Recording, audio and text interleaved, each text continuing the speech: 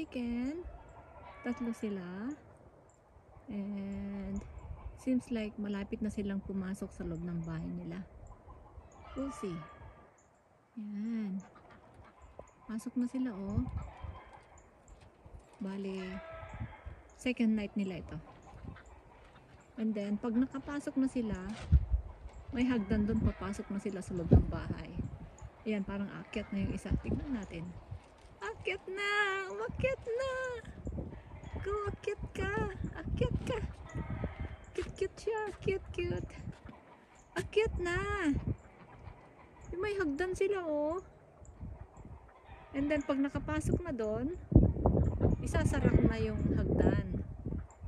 Pagka itataas ko yung hagdan, magiging door na siya. Wala pa yung tatay nila eh, wala pa yung lalaki. So, dyan muna siya. Akyat na siya, oh. Yan, tapos may bintana pa. Yan, guys.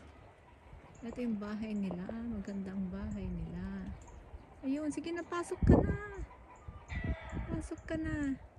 Tatlo lang sila, dalawang babae at isang lalaki. Sige na, akyat na kayo. May hagdan kayo eh. Yan, para hindi sila nakikibahay sa duck. Ginugulo nila yung mga duck eggs.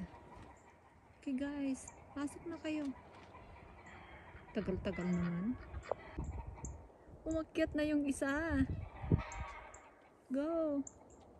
And then, akyat na kayo sa loob. Hoy, lumabas pa. Ayan, sige na kasi di ka pa kasi umakyat eh. Ayan tuloy. Sige, mangitlog kayo. Ayan, yun lang palang gusto niya eh. Ayan, umakyat na tuloy.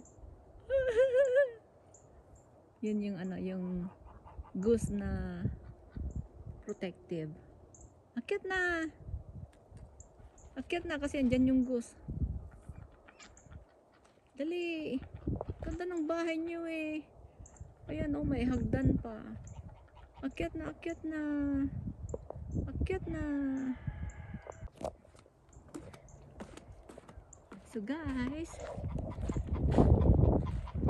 go inside. Go inside. Kan pa yung isa eh. Sige na, akyat na.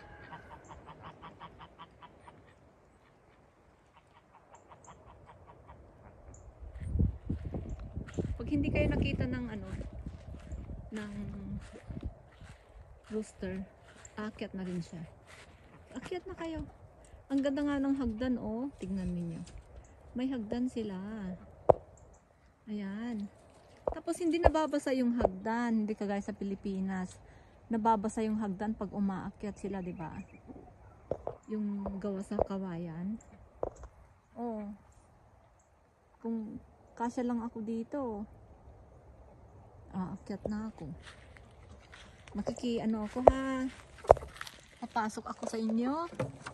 Ayun na silang ganda, oh, 'di ba?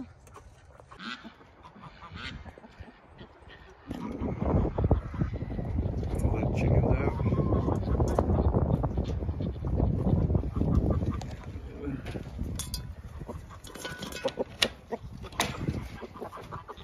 Alright, y'all come out. Let me y'all two come out.